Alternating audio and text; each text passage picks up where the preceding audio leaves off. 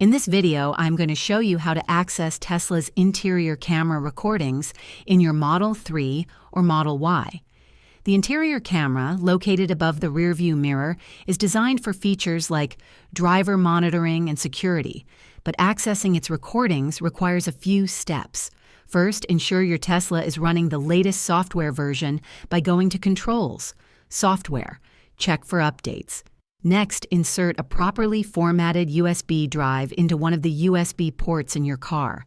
The drive must have a folder named TeslaCam and be formatted to FAT32 or exFAT.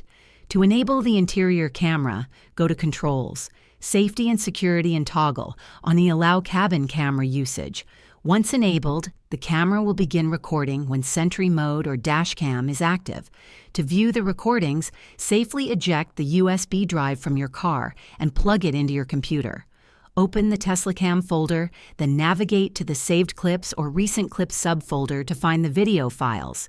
Use a media player that supports multiple video streams to view the footage, as the interior camera records alongside the exterior cameras. If this video helped you access Tesla interior camera recordings, please hit the like button and subscribe to the channel for more tips. Thanks for watching, and I'll see you in the next one.